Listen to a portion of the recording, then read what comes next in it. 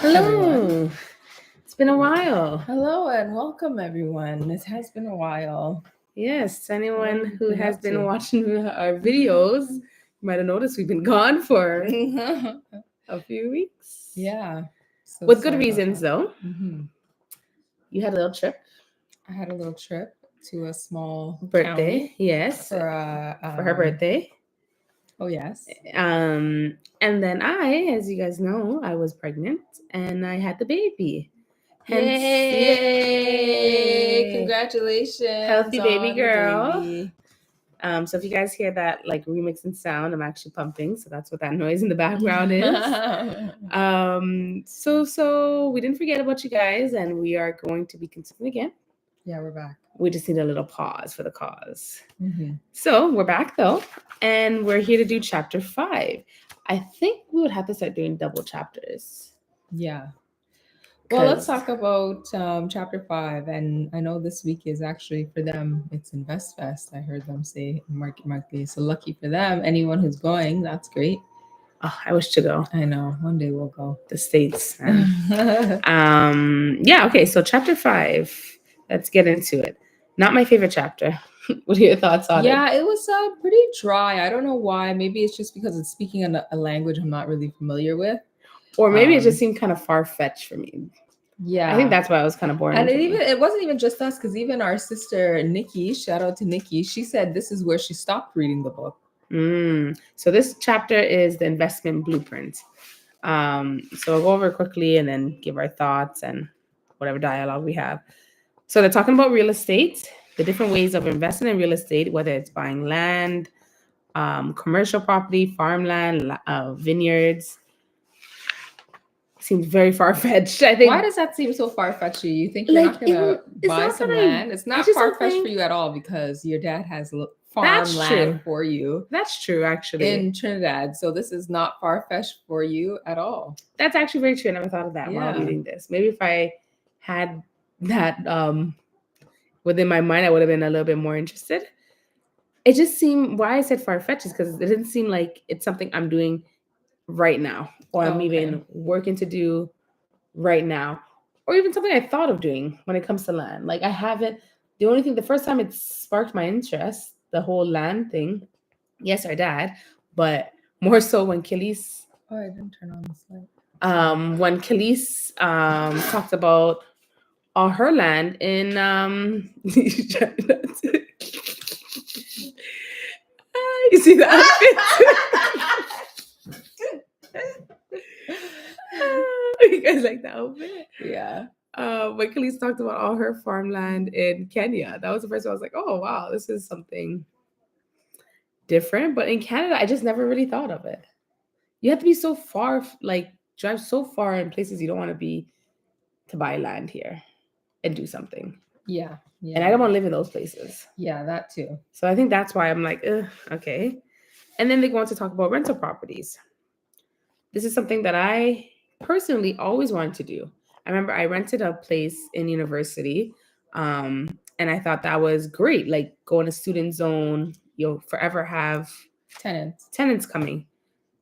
Now, fast forward to 2020 or post-COVID, in Canada, all the tenant rules kind of put the tenant first. Yes. So you could live in your apartment and not pay rent for months. And literally. Who else is supposed to pay your rent? I guess you got to pay your own rent. So you'll be having to pay your mortgage wherever you're living and your rental property.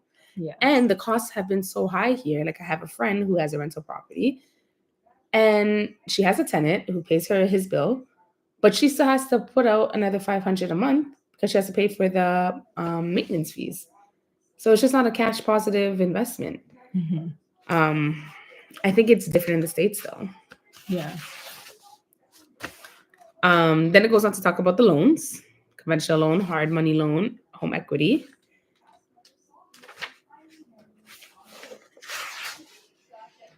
And then this is something that I did not do, but I want to do. So it has an exercise in here where it says, let AI work for you, to basically make your budget for you.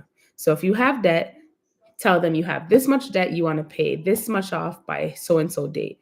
and have it actually break down something, which will eliminate having to go to the bank to speak to an advisor who's going to sell you something on top of that. Yeah, I really need to do this. So what is it that I just take screenshots of my... Yeah, so what it's saying is to literally put in exactly all the details. So for in this case, it says you have a $25,000 high interest credit card debt you want to decrease by 35% in the next 18 months. Yeah.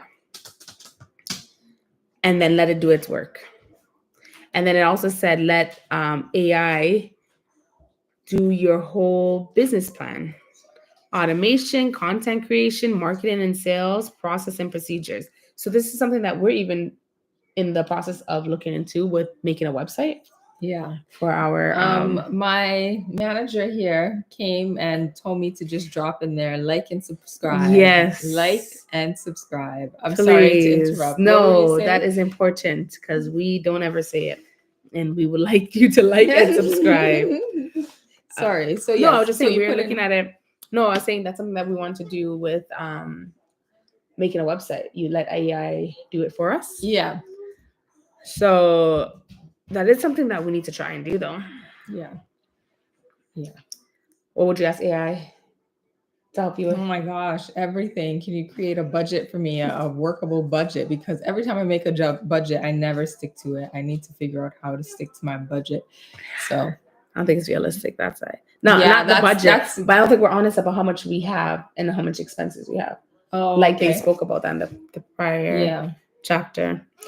And then talks about house flipping, which is something that we see on TV all the time. It looks super fun. But again, is that something that I would be doing? I don't think I'm there yet, and I don't know enough contractors to trust to do that type of work. But it would be a wonderful. I would love to do it. I think I have great interior design style. I think you guys can't see my eyes, but they're telling otherwise. So yeah, I think it's great, but not. And here, I don't think. I could be wrong. Maybe we should look this up. But in Canada, can we buy foreclosure homes? I have no idea. If we could, why hasn't anyone told us this? Because I know in America that's super advertised. It might be the neighborhood that you might not want, but it will make the business venture a little bit more profitable. Mm-hmm. I don't know if we do that here. Yeah, some things. There's our home. But I know people do buy homes, renovate it, quick, cheap renovations. I think the house we bought here was a quick flip. Definitely. And you know that with the way things are breaking down after we bought it. But yeah, that's something. And then it goes on to talk about not the factors that the 7 mistakes are the most common mistakes people make when flipping houses, which is not knowledgeable enough about the process, not having enough money to do the job, lack of time and patience, not understanding that you are not Bob the Builder. Yeah. So those are some of the things that they highlighted there.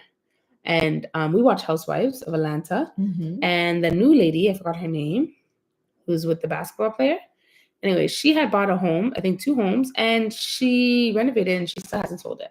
Oh, yes. Angela. Oh, I really liked her. Yeah. I really liked her. She's a good addition to the show. She's so funny. But yeah, she never sold her homes. And the amount of money that she lost in having it. Yeah. So you could have some type of wealth or status and still be in the same position if it's not something that you should be doing. And then talks about real estate investment trusts, REITs. So these are stocks that you could purchase in real estate. They buy like commercial properties, I guess like malls and stuff, condos. I don't know if they do all of that. But yeah, you can invest in that instead of doing house flipping. You can just put your money there, and they'll give you dividends. They're usually high dividend stocks. Yeah, I had owned a few before and had to sell it at some point, but something I do want to buy back. Yeah, just to diversify. And we also have we don't have it here. I'm lying. Canada doesn't have a lot of things. I know at one point I was looking at something called crowdfunding. Have you heard of that before? I'm assuming it's when you pool money together. What Yeah, is it? so you're putting money together with a whole bunch of other people, and you're buying a property. Oh, Yeah, called crowdfunding. and who gets the house after? How does that work? Or I you think guys you're just keep the investors funds in the house. when it gets sold. Yeah, or if I'm not sure if it's like townhomes or whatever the homes are, or big buildings, but it's called crowdfunding. I remember I had looked it up and I had even emailed them as far as emailing them to see like how, because I don't think you have to put in a lot to see how I could do it. And the person responded back to me like, yeah, this is all great, but you need a social security number in America. Ah, So was it something that was available for Canadian residents? So I said, if ever you guys expand here. please do. I didn't know that. That's pretty cool. Yeah. So we don't have that though here again. So it talks about stocks. Stocks is where they started, so they do talk about stocks quite often. What'd you say? Yeah. They talk about brokerage firms. It's also very important. Yeah, robo advisors, financial advisors, online investment firms. And then it talks about the big six of where you should be putting your money into stocks. So they have 7 companies that they say everyone should invest in. Those 7 companies are Apple, Microsoft, Alphabet, which is Google, Amazon, Nvidia, Meta, and Tesla. Tesla. Yeah. Those are the 7 companies that you should be buying. But the 6 industries that we should be investing in are communication services, consumer, discretionary, financials, healthcare, industrials, information technology. Now, when I started investing, tell me if this applies to you. I had a real like morality issue with what companies I should be investing in, because I don't know if I actually support what they're doing. And the reason why I say that is because the healthcare, for example, I didn't feel comfortable investing in healthcare because I know it's all a scam. Yes, and they make a lot of the ailments to make the profits. So that was something that I have not bought into. Or I think I had Palantir long before and I got rid of it. And that's not even healthcare. But yeah, Palantir is a pretty controversial one. It's like, yeah. Do I want to invest in it? Probably not. I don't think. I think you're like investing in your own doomsday, but it's a hard one. Yeah, it's definitely profitable. Morality versus profitability. How do you think? So yeah, let me guys know. Let me know if you guys ever experience that or how you mitigate that. And then talks about businesses. What businesses you should possibly get into as a side hustle that could turn into a long-term hustle. Cleaning services, staffing agencies, vending machines, trucking industries. Any of these stick out to you? I don't think I'll be doing trucking work. Any vending machines, I would love to do it. Seems like a good investment. We know someone who has one. Yes, but it can also sit there too. And you can get a lot of expired snacks. If it's not, yeah. Staffing agencies. Yeah, I didn't understand that. How can you run your own staffing agency? So you're basically getting the job. So you meet with an employer and you guys have an agreement where you're only hiring your staff, whatever. So say instead of you paying them, it's $25, but instead of you paying $25, you're gonna pay the minimum wage and I'll take the remainder. That's kind of like the work that Thing is doing. Those are staffing agencies. So they have agreements with companies. I didn't understand that. I never knew that. Well, that's so good to know. Yeah. Hopefully that someone else is surprised by that. I'm not the only one. So I think like another one would be you did back in the day the catering stuff. I think those are probably staffing agencies. Yeah. You know? Probably. Yeah, and then it talks about investing in your future. Things that are on the up and up that we need to watch out for and participate in, which are AI, cybersecurity, emerging international markets that are booming economies of Africa, India, and the Middle East, green energy, healthcare services, technology, biotech, and pharmaceuticals, residential real estate, and land. You were taking a cybersecurity course. Yeah, I wasn't. It was actually pretty interesting, but it was not cost effective at this time. But definitely something. And then I invested in some stocks related to it. Oh, nice. So those are some of the industries that we need to be on the lookout for and be a part of before we don't have a job, because we don't have a job that will sustain against AI. Yeah, they can easily take our job. Yes. So that was that chapter. Yes, like I said, not my favorite chapter, but it was definitely, like, even hearing it again, going through it, it's like, oh, I really didn't. I don't think I gave it a fair chance. I think I might have been. It kind of went over my head, because now that you're repeating it, it sounds like some good information.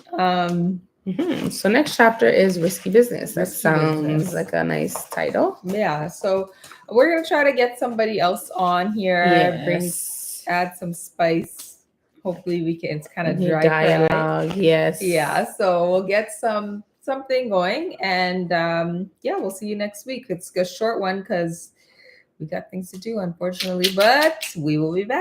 Yes, next Wednesday, 7 like p.m. And subscribe. Yes, please like and subscribe. See y'all. Bye. Who says y'all?